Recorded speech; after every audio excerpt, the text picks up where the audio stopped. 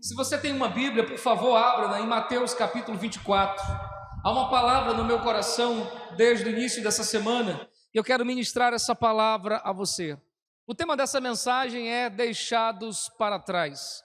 Para você entender um pouco sobre isso, eu quero chamar a sua atenção para algumas coisas que se passam na Bíblia. A Bíblia sempre revelou situações de pessoas que foram aceitas e rejeitadas. A citar de Abel, falado agora há pouco, Deus aceitou Abel, rejeitou Caim. A continuar de Jacó e Esaú, ele abençoou Jacó, mas desprezou, perdendo ou não dando a bênção para Esaú. Duas casas foram edificadas, disse Jesus, uma caiu e a outra ficou de pé. A cruz foi lugar de salvação para uns e condenação para outros, porque do lado, à direita e à esquerda, dois homens, um salvo e um condenado. E é olhando para Mateus 24, no versículo de número 40, que Jesus chama-nos a nossa atenção dizendo: estando dois no campo, um será levado e o outro deixado. Estando duas no moinho, será uma levada e a outra deixada. É olhando para esse texto que eu quero refletir com você sobre pessoas que ficaram para trás. Sim, eu tenho falado muito nas nossas pregações, nos nossos áudios, nas nossas lives, da volta de Jesus. Eu nunca tive tão nítida a compreensão de que Ele está voltando. Ele virá. E Ele virá porque Ele prometeu. Em João, no capítulo 14, Ele disse: não atemorize os vossos corações, na casa de meu Pai há muitas moradas. E essas moradas são certamente para que eu e você nelas habitem. Por isso Ele diz nos versículos seguintes: então eu virei e vos levarei para que onde eu estou, estejais vós também. Eu creio na volta de Jesus iminente, que Ele está às portas, e a razão de tudo isso que se passa na nossa nação e no nosso país, e no nosso planeta Terra, é apenas a convicção, a certeza de que as profecias bíblicas estão se cumprindo. Mas quando Ele vier, nem todos subirão, uns serão deixados para trás. E a expressão de Mateus 24, se você ler esse capítulo inteiro, vai remeter à ideia da volta de Jesus. Sim, ela começa com uma simples pergunta: Senhor, que sinal haverá da tua vinda? E ali, uma série de coisas são narradas nesse texto. E chegamos no versículo 40 dizendo: estando dois no campo, um foi tomado e o outro foi deixado para trás. Eu não posso me atrever a dizer quem vai subir. Eu não posso ser atrevido em dizer sobe esse e sobe esse. Mas posso me atrever a dizer o que diz a Bíblia, pois a Bíblia revela no livro de Apocalipse quem não vai subir. E é olhando por essa ótica que eu tenho a mensagem de hoje: deixados para trás. Se você tem Bíblia, em Apocalipse, no capítulo de número 22, há uma expressão que se repete tanto no capítulo 21 como no capítulo 22. Mas o capítulo 22, o versículo de número 8, versículo de número 15, o Senhor está falando a João na ilha de Patmos dizendo: ficarão de fora. Olha como começa esse texto: ficarão de fora. Porque não poder parafrasear dizendo: serão deixados para trás. E há uma lista de algumas pessoas aqui que ficarão para trás.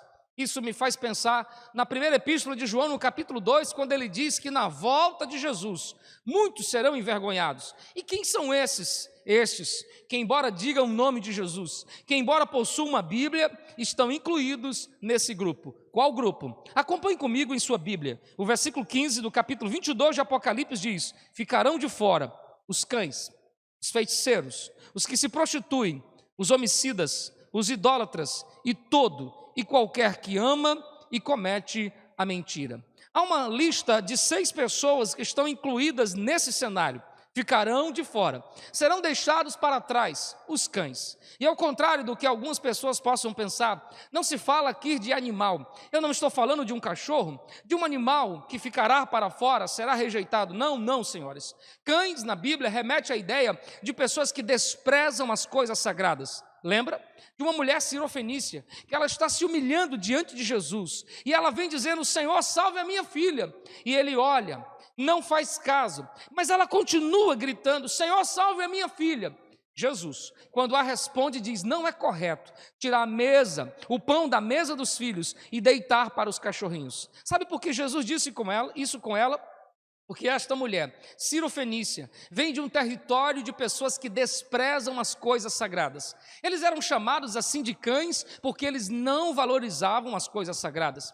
Para ficar mais claro isso, em Mateus, no capítulo 7, no versículo de número 6, Jesus disse: não deem pérolas aos cães. Isso é a mesma coisa que dar coisas sagradas para aqueles que a desprezam. E nós estamos diante de um cenário em que ficarão de fora as pessoas que tratam as coisas de Deus como se fossem quaisquer, que fazem a obra de Deus como se fosse qualquer outra coisa, relaxadamente, com um coração desprezível, que despreza aquilo que hoje está a acontecer. Ficarão de fora. Ficarão de fora, é isso que se diz em 2 Pedro, no capítulo 2, versículo 22. O cachorro voltou ao seu vômito. E quando ele diz isso? Quando alguém que um dia conheceu a palavra, que um dia serviu a Deus, mas agora desprezou esta palavra e voltou aos velhos rudimentos da vida preguiça de pecado. Esse é chamado na Bíblia de cães, e esses serão deixados para fora, serão deixados para trás. Junto com estes serão deixados feiticeiros, porque a feitiçaria, embora seja um termo cultural no nosso país, ela é uma ofensa a Deus. O nosso país traz no seu embolso cultural uma formação, um aglomerado de várias segmentações religiosas, ao ponto de fazer do nosso país um país místico, um país supersticioso, que precisa de amuletos para viver a sua fé. Eu preciso de coelho, de pé de coelho, eu preciso de um trevo de 4 folhas, eu preciso de uma fitinha vermelha, eu preciso de um dente de alho, de sal grosso, de uma vassoura atrás da porta, e se a chinela estiver emborcada, meu Deus! E se você acha que isso é normal, são superstições oriundas de um coração envolvido à feitiçaria. O coração feiticeiro são pessoas que se rebelam às coisas de Deus. Se você acha isso absurdo, no livro de 1 Samuel, no capítulo 15, no versículo 24, é assim que está escrito, ou melhor, capítulo 24, versículo 15, a desobediência é comparada à feitiçaria, e toda feitiçaria é um ato de rebeldia a Deus. Então, todas as vezes que eu me dou a estas coisas, como essa, levantar pela manhã e ver o que diz o meu signo, ver o que diz, hoje o dia está favorável, porque os meus astros, os meus signos, os meus tarôs, eu preciso procurar uma cartomante para ler as minhas mãos e dizer o futuro da minha vida. Você não sabe, você será deixado para trás. Todos os que amam e se entregam a isso, e precisamos nos libertar de um cristianismo preso a rituais. Estamos vivendo um evangelho onde as pessoas aglomeram a fé, coisas para levar e confundir o coração puro daqueles que se achegam a Deus. Não basta ter uma Bíblia, é preciso uma toalhinha ungida. Não basta ter Jesus, é preciso alguma coisa a mais. Pare com isso. Serão deixados para trás os cães e os feiticeiros. A terceira lista, o terceiro grupo nessa lista são os fornicadores. A palavra fornicação define sexualidade depravada.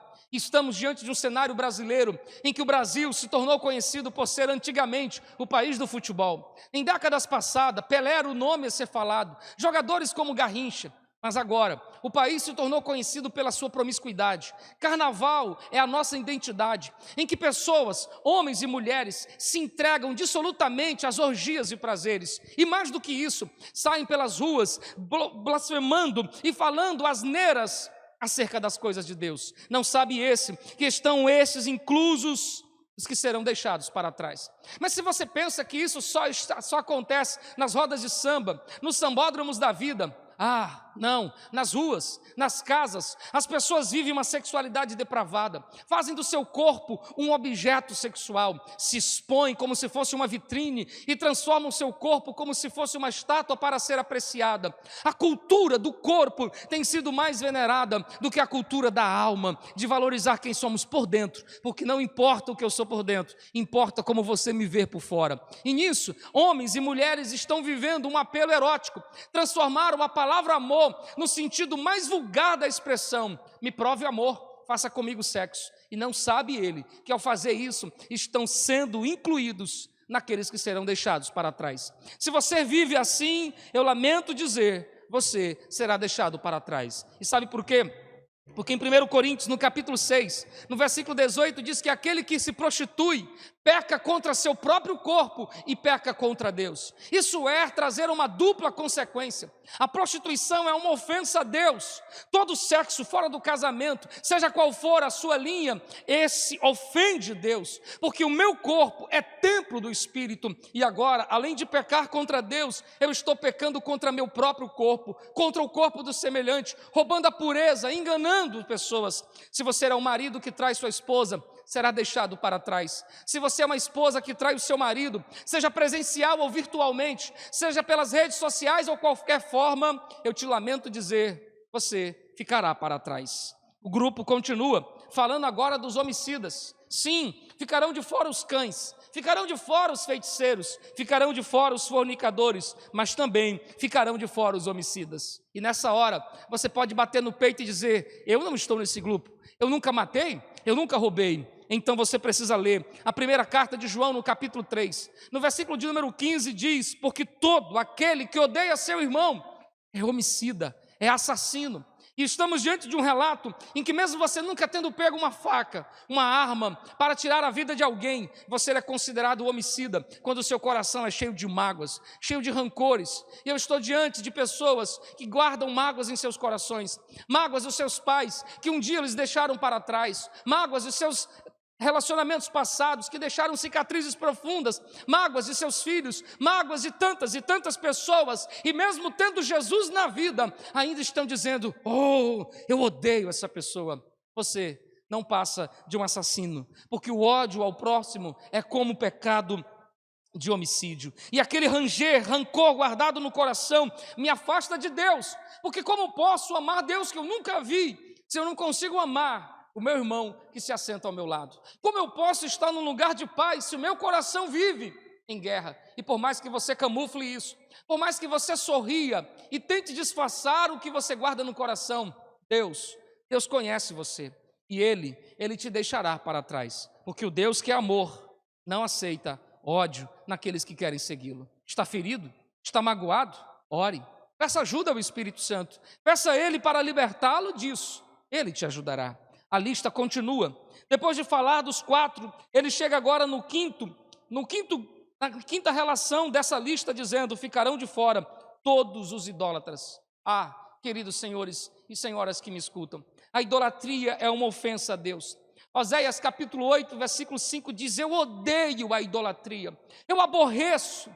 Salmo descreve dizendo que todos aqueles que fazem, que se prostram e diante delas tributam adoração, serão tais como estes, que têm boca, mas não falam, ouvidos, mas não ouvem, mãos, mas não pegam, pés, mas não andam. Se há uma coisa que Deus se sente ferido em seu coração, é quando você, que recebeu tanto dele, distribui a sua adoração ou divide com outro ser. Em Êxodo, no capítulo 20, quando o povo ao pé do monte esperava receber as leis, a primeira palavra dita a Moisés é, não terás outros deuses diante de mim, porque eu sou o Senhor. Não farás para ti imagem de escultura do que há em cima no céu e embaixo na terra. Você que se curva diante de ídolos, você está contrário às coisas de Deus. Eu não te condeno por isso, mas preciso te advertir dizendo que aqueles que te ensinaram errado pagarão um preço por isso. E para você não ser condenado com os tais, arrependa-se. Mas é provável que alguém agora esteja ouvindo dizendo, eu nunca tive esse pecado, porque eu nunca me prostrei diante de imagem. Mas você pode ter um outro Deus, que é pior do que uma imagem de gesso ou de madeira. Você pode estar se curvando diante de um Deus chamado papel, por que não dizer uma cédula, por que não dizer dinheiro? Dinheiro tem sido o Deus dessa geração. O Deus desse tempo presente é o dinheiro. As pessoas estão em casa com medo de um vírus, mas por causa do dinheiro, as pessoas vão às ruas. Eu estou vendo pessoas que madrugam, que a lotérica nem fechou e já estão na porta dela esperando a senha do dia seguinte, mas não estão dispostas a sequer ficar em uma noite na presença de Deus. Eu estou diante de uma nação que ama o dinheiro e não sabe que fazendo isso, estão dividindo sua adoração. Se há alguém que disputa lugar no coração dessa geração, é o dinheiro. Pelo dinheiro se mata e morre, pelo dinheiro se destrói, pelo dinheiro se abandona princípios e valores, se dá um jeitinho só para ter, e você é considerado um idólatra. Em Mateus 6, está dizendo, não podemos servir dois senhores, E Jesus diz: ou serviremos a Deus, ou serviremos às riquezas. Se a riqueza é teu senhor, você é um idólatra. Se a riqueza é o teu escravo, e se ele está ao teu serviço, sim, você está correto, porque o amor ao dinheiro é a raiz de toda sorte de males. Então você pode não ter uma imagem de gesso, mas se curva diante do papel. Se curva diante de um Deus fraco, que o fogo queima e que logo, logo se desfaz. Talvez você esteja dizendo: não, avarento eu não sou. A avareza não ocupa lugar no meu coração. Mas talvez você levantou ídolos, você transformou pessoas em ídolos venerados entre você. Você só caminha se você receber uma palavra daquela pessoa. Ah, é meu pastor predileto, eu amo meu pastor. Se meu pastor não orar por mim, nada na minha vida acontece. Estou aqui para te ajudar, mas nunca para tomar o lugar daquele que é Senhor da sua vida. Acima de mim deve estar Deus, acima de qualquer líder, acima de qualquer autoridade, de qualquer pessoa, coloque o Senhor. Porque se alguém estiver no lugar de Deus, isso é idolatria, isso ofende o coração de Deus e será deixado para trás. Mas a lista continua e chegamos no último personagem dessa lista: aqueles que amam e praticam a mentira. Senhoras e senhores, estamos diante de uma realidade tão presencial. As pessoas são entregues à mentira. A nossa cultura até descreve o dia 1º de abril como o dia da mentira. Brincam mentindo, e mentindo vão vivendo, e não sabem que a mentira, por mais boba que possa parecer, é tão grave. Ela é tão grave que está registrada em Gênesis e vai de Gênesis ao Apocalipse. Em Gênesis se revela a primeira mentira, quando a serpente, enganando a mulher, dizia: se você comer esse fruto, você será igual a Deus. Mentindo, afastou alguém de Deus. E encerra em Apocalipse dizendo: aqueles que a cometem, aqueles que a amam, ficarão para trás. Nos dias de hoje, estamos diante de um cenário de tantas mentiras virtuais, fake news, e nós podemos nos tornar culpados por sermos propagadores das tais, porque a mentira, se você não sabe, é o único pecado na Bíblia que tem uma paternidade.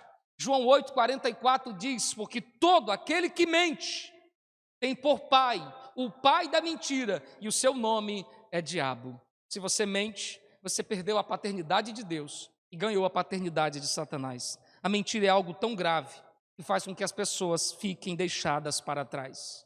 É por isso que você precisa acordar, reagir e perceber, porque estamos diante de um cenário em que muitos ficarão para trás. E aí você possa fazer a pergunta que faz Salmos 24: então, quem subirá? Se esta é a lista, quem subirá ao santo monte? Quem subirá ao monte do Senhor? Apocalipse capítulo 22, o mesmo texto que está diante dos seus olhos, diz no versículo 14: bem-aventurados, bem-aventurados aqueles que guardam seus mandamentos, para que tenham direito à árvore da vida e possam entrar na cidade pelas portas. Veja como a expressão do texto diz: bem-aventurados que guardam, os que guardam a palavra. A expressão de Apocalipse prossegue dizendo: bem-aventurados aqueles que lavam suas vestes no sangue do Cordeiro, no sangue do Cordeiro de Deus, para que possam ter acesso à cidade pelas portas.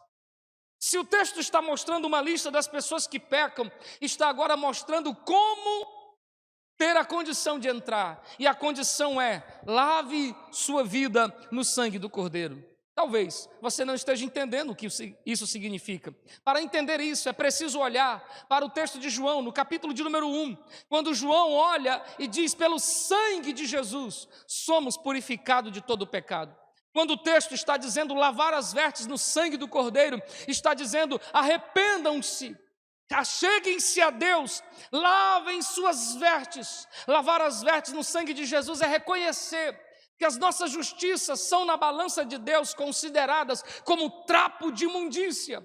E para entrar no céu é preciso lavar delas, e lavá-las não se vem pela cultura da religião, não se vem pela cultura do conhecimento filosófico, lavá-las só vem pela cultura do reconhecer o sacrifício de Jesus na cruz. O sacrifício de Jesus na cruz. A salvação dos homens dependem de duas coisas: cruz e coração. Cruz e coração. É isso que está em Lucas 23, quando Jesus está sendo crucificado. À sua direita e à sua esquerda há dois homens, são dois malfeitores. O texto diz que são homens que eram merecedores da morte, homens que erraram e estão pagando pelos seus erros, e eles estão diante da cruz, diante de Jesus. Lá está o mestre crucificado entre os dois, e ambos estão ali porque pecaram, ambos estão à beira da morte, e ambos tiveram a oportunidade de ouvir a última mensagem. Sabe qual foi a última mensagem? A que estava escrita numa placa acima da cruz de Cristo. A placa dizia: este é o Rei dos Judeus. Talvez aqueles moços tiveram muitas oportunidades. Ouviram quando eram criança, ouviram quando eram adolescentes, ouviram quando eram jovens, ouviram mensagens e mensagens, mas a desprezaram. Mas a última mensagem estava sendo pregada a eles, e os dois estão diante da última mensagem. Este é o Rei dos Judeus. Só que um tem uma atitude, o outro uma atitude contrária. Um, firme nos seus pecados, diz: se tu és o rei, desce dessa cruz e salva a ti e a nós. O outro, arrependido, diz: cale-se, você não sabe o que diz. Este homem é inocente. E arrependido, encontra forças para levantar a voz e dizer: Senhor, lembra-te de mim quando entrares no teu reino. Por que ele está pedindo isso? Porque ele viu a última mensagem, e a última mensagem estava escrita em grego, em hebraico e latim, e dizia: este é o Rei dos Judeus. Em todos os idiomas, no alto de uma cruz, para que todos vejam, foi apregoada a última mensagem. E arrependido, esse homem diz: lembra-te de mim. Sabe qual é a resposta? Hoje estarás comigo no paraíso. A sua salvação depende da cruz e do coração. Então, se depende da cruz, já é um caso resolvido. Porque João 3,16 diz que Deus amou o mundo, e isso inclui você, que deu seu Filho para que todo aquele que nele crê não pereça. A cruz foi oferecida a mim e a você. Então, no que diz respeito a Deus, já foi feita a sua parte. Agora, depende do meu coração. Como está seu coração? Qual é a sua atitude? Ou você se prostra, ou você permanece na sua situação. Ou você reconhece os seus erros, ou você, arrependido, conserta a sua vida. Quero um conselho? Essa pode ser sua última mensagem. A semelhança desses dois homens, essa pode ser a sua última oportunidade. E se essa for a sua última oportunidade, o que você fará? Talvez você tenha vivido até hoje uma vida na lista do versículo 15, com cães, feiticeiros, homicidas, prostitutos, como pessoas que viveram uma vida totalmente distante de Deus, na vida da idolatria e da mentira. Talvez você esteja assim, mas Deus tem uma mão estendida e não um dedo acusador para dizer: filho meu, dá-me hoje o teu coração. Quando ele olha para o homem, a sua resposta é: hoje. Sabe por que ele disse hoje? Porque o tempo da salvação nunca foi ontem e não será amanhã. O tempo da salvação é agora. Eu preciso ser muito responsável para me dirigir a você, entrar na sua casa e dizer o que eu estou pregando.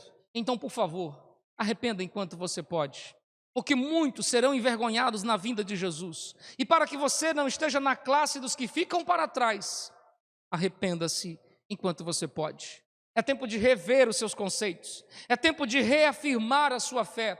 Você que um dia esteve na igreja, você que um dia amou Jesus, mas foi tratando a sua vida com Jesus como uma rotina. Você que um dia leu este livro e agora ele se tornou apenas um livro qualquer. Você que um dia cantou ao Senhor e agora divide a tua voz entre adoração e outras coisas. Está na hora de você reparar a sua vida. Esta é a sua última oportunidade. Em Lucas 15, quando o pai tem dois filhos e um sai, o pai não vai atrás do filho, o pai fica em casa esperando, porque o pai acredita que um dia ele pode voltar. Como a semelhança de Lucas 15, o Senhor está na porta da sua casa, esperando você voltar, esperando que você volte. E o filho que viveu uma vida depravada, que foi, enquanto podia, gastou seus recursos nos seus deleites e prazeres, até que chegou ao fundo do poço, porque essa é a realidade do homem distante de Deus. Um dia ele enxergará quando fundo é o poço em que ele se colocou. E arrependido, ele para e ele diz: na casa do meu pai até os criados são bem tratados. Ele está dizendo: na casa do meu pai é o melhor lugar. Você sabe disso. O melhor lugar nunca foi numa mesa de um bar. O melhor lugar nunca foi numa roda de amigos. O melhor lugar nunca foi numa cama de um hotel. O melhor lugar é a casa do Pai. E agora, arrependido, ele diz: eu vou voltar e vou dizer: Pai, pequei contra ti, não sou digno de ser chamado teu filho, recebe-me como um dos teus escravos. E a caminhada de volta é marcada, cada passo, por um conflito. Será que ele me perdoa? Será que ele me recebe? Será que ele me admite como escravo? Só que enquanto ele vinha de longe pensando nisso, Lucas 15 descreve que o pai o viu e de longe, o avistando, corre ao seu encontro. Sabe por que o pai corre ao seu encontro? Porque antes que todos peguem pedras e joguem nele para matá-lo, o pai o corre para abraçar. E antes do filho abrir a boca e dizer: Pai, pequei, o pai disse: Filho, estavas perdido e foste achado, estava morto e reviveu, volta para casa. E eles entrando em casa, lá já tem uma roupa esperando, lá já tem uma sandália e um anel. Sabe por que já tem? Porque o pai o esperava. Há tempos Deus está esperando você voltar. Há tempos Deus aguarda o seu retorno, mas você vem se distraindo com o mundo e agora percebe que o mundo nada pode te oferecer. Então, antes que seja tarde, volta para os braços do Pai. Mas o que é mais fascinante em Lucas 15 é que a história conta a história de dois filhos e um pai. Filho que vai e se distancia e o outro que fica. E ao contrário do que alguns pensam, o moço que fica está tão perdido quanto o outro que foi. É o que está perdido dentro de casa, porque mesmo tendo estado dentro de casa, nunca teve intimidade com seu pai. Quando vem chegando do trabalho e vê a festa em casa, de longe ele pergunta: o que é isso que se passa em casa? Alguém o avisa dizendo: teu irmão voltou, o teu irmão mais novo voltou, arrependido, seu pai o recebeu, perdoou e fez uma festa. Ao invés de entrar para a festa, ele fica com o coração fechado e trancafiado em suas emoções. Ele está lá, até que o pai sabe da história e vai até ele e diz: filho, entra na festa comigo. E sabe qual é a resposta? Há tanto tempo estou contigo e nunca me deste um bezerro para fazer um churrasco. Há tanto tempo trabalho para o Senhor e nunca fizeste uma festa, mas veio o teu filho e fez o que fez e voltou e você faz isso. Sabe por que esse filho mais velho está dizendo assim? Porque há tanto tempo está em casa e não sabia quem era seu pai. É possível que você esteja numa igreja, que você tenha uma Bíblia e ainda assim não conheça Deus. É possível que você tenha dito o nome de Jesus repetidas vezes dos seus lábios, mas mesmo assim não conheça Deus na sua intimidade. Conhece-o como um Deus iracundo e fechado, que castiga e pune todos aqueles que pecam, mas não conhece como amigo e pai. E sabe o que esse pai faz? Eu imagino um cenário de uma mão passada no rosto, acalmando o coração do filho, dizendo: há tanto tempo você está comigo e ainda não descobriu que tudo que é meu é seu. Lucas 15 revela a história dos que se perdem fora e dos que se perdem dentro. Ei, talvez você esteja perdido dentro de casa, talvez você esteja perdido na sua vida religiosa, vazia, sem contato, sem experiência pessoal. Vive o que os outros dizem, mas nunca teve uma experiência com Deus. Como você pode querer ir para o céu se você não conhece o dono da casa? Como eu posso morar numa casa se eu não conheço o dono dela? Como eu posso me sentir à vontade no céu se eu não conheço o dono dele? Ir para o lar é para aqueles que conhecem o dono da casa que lá está. Você quer ir? Então, mude, arrependa-se. Essa noite é o convite a se arrepender, é o convite a voltar para casa.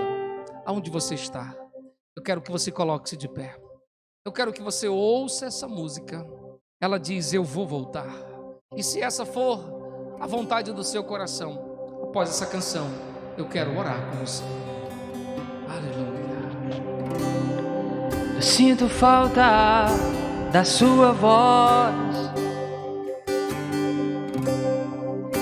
me chamando pra entrar. Eu sinto tanta saudade de caminhar contigo, saudades do meu amigo, saudades do meu pai.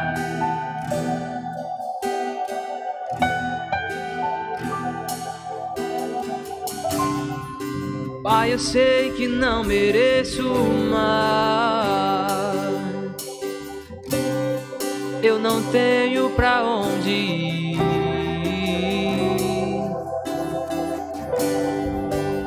Eu sinto tanta saudade de conversar contigo, saudades do meu amigo, saudades do meu pai, do meu pai.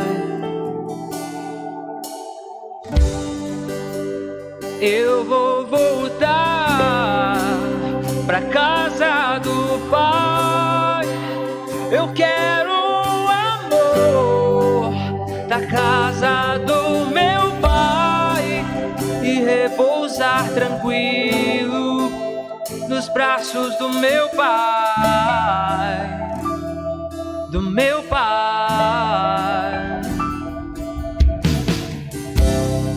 Eu sinto falta da sua voz, Deus, me chamando pra entrar.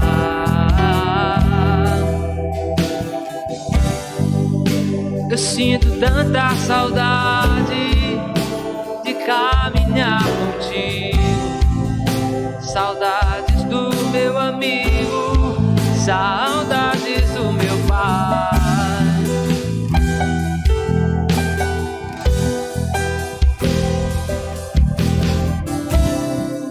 Pai, eu sei que não mereço mais,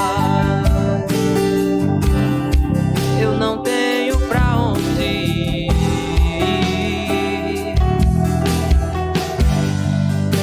Eu sinto tanta saudade de conversar contigo, saudades do meu amigo, saudades do meu pai,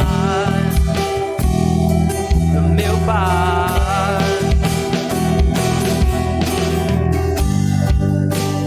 Eu vou voltar pra casa do pai. Eu quero o amor da casa do meu pai e repousar tranquilo nos braços do meu pai, do meu pai.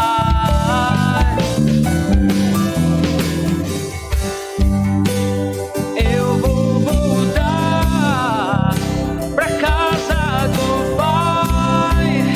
Eu quero o amor da casa do meu pai e repousar tranquilo nos braços do meu pai, do meu pai. Aonde você está agora? Eu quero convidar você a orar conosco. Ao dedilhado desses instrumentos, eu quero que você, aonde você está, feche seus olhos. Você quer voltar para a casa do Pai? Você quer se reconciliar hoje? Essa talvez seja a tua última oportunidade. Você talvez não imagine, mas há uma guerra no mundo espiritual para impedir que isso aconteça. Foi tão difícil chegar aqui, mas Deus programou esse encontro para a sua alma alcançar. Então volta. Você quer se reconciliar agora? Se você estar em um dos pequenos grupos, volte. Chame um dos líderes e diga: eu quero voltar, eu quero me reconciliar. Se você está em casa me ouvindo, aonde você estiver, ao pé da cama, você pode se ajoelhar.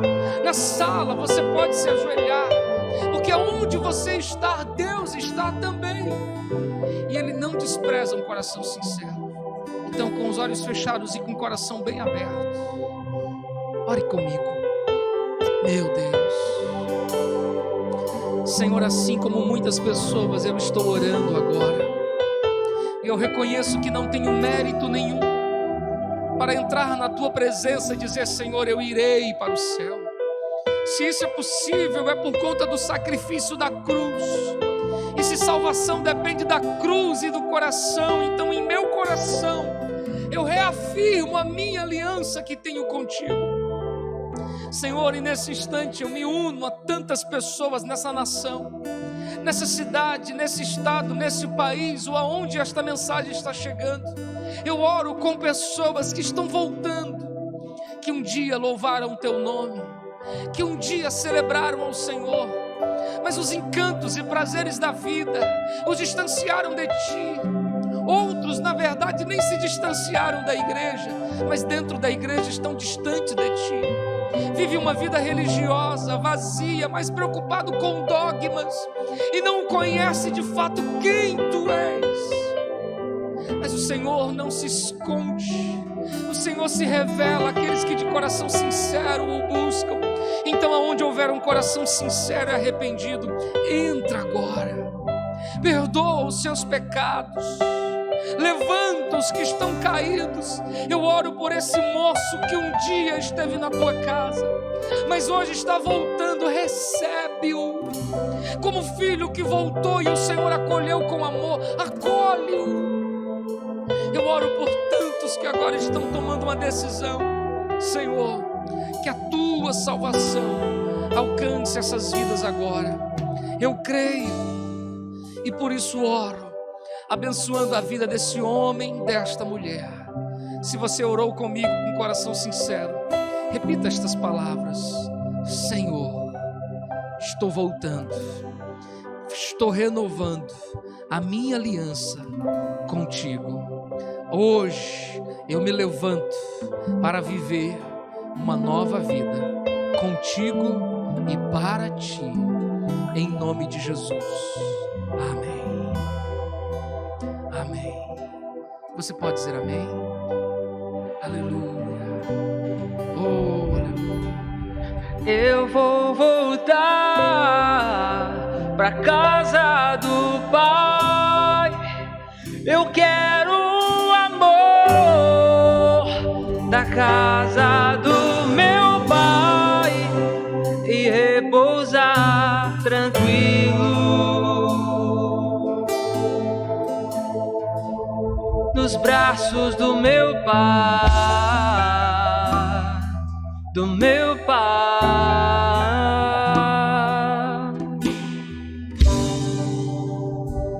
Aleluia, aleluia. Aonde você está, você pode aplaudir bem forte Jesus. Você pode aplaudi-lo com alegria, aquele que é Rei e Senhor da sua vida, aquele que por você morreu, ressuscitou, está à direita de Deus e em breve voltará. Creia neste amor que te perdoa, que te salva, que te abençoa. Se você tomou essa decisão, deseja conhecer um pouco mais de Deus, chama-nos nas nossas redes sociais. Aqui no nosso canal no YouTube há uma série de 5 vídeos falando sobre conhecer a Deus. Assista, nós estamos à disposição para te ajudar na caminhada com Deus. Eu só quero fazer por você o que um dia alguém fez por mim. Que o Senhor te abençoe, que o amor de Deus alcance o seu coração, que o Espírito de Deus envolva a sua alma. Aonde você estiver, nós vamos ministrar a bênção apostólica, encerrando esse culto com uma linda canção alegre e animada, porque quando o Filho voltou, a alegria, júbilo tomou conta daquele lugar. Levante suas mãos, deixa eu te abençoar com a bênção apostólica. Todas as vezes que eu disser uma palavra, você diz: eu recebo. Que o amor de Deus nosso Pai, diga: eu recebo. A graça do Senhor Jesus e a doce comunhão do Espírito Santo seja com a tua vida, agora e para todos sempre. Amém, amém. Celebremos o nome do Senhor.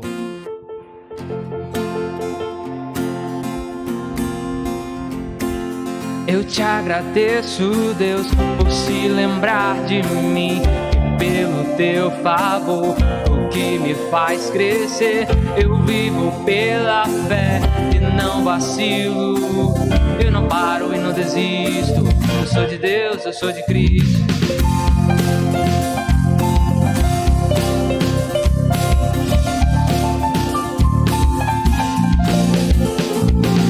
Eu te agradeço, Deus, por se lembrar de mim e pelo teu favor, o que me faz crescer. Eu vivo pela fé e não vacilo. Eu não paro e não desisto. Sou de Deus, eu sou de Cristo. Você mudou a minha história e fez o que ninguém podia imaginar. Você acreditou e isso é tudo. Só vivo pra você. Não sou do mundo, não. A honra, a glória, a força e o louvor a Deus e o levantar das minhas mãos é pra dizer que te pertenço, Deus.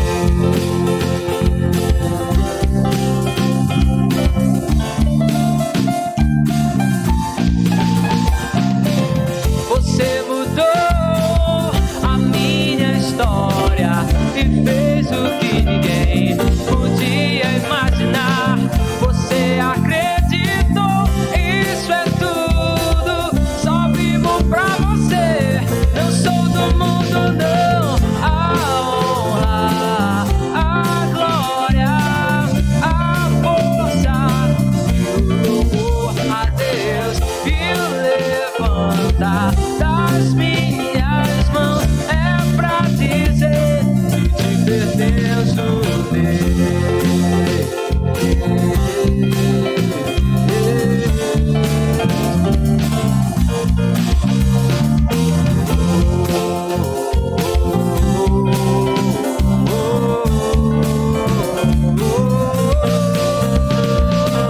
Você mudou a minha história e fez o que ninguém podia imaginar. Você acreditou e isso é tudo. Só vivo pra você. Não sou do mundo, não. A honra, a glória, a força, o louvor a Deus e o levantar é pra dizer que te pertenço, Deus.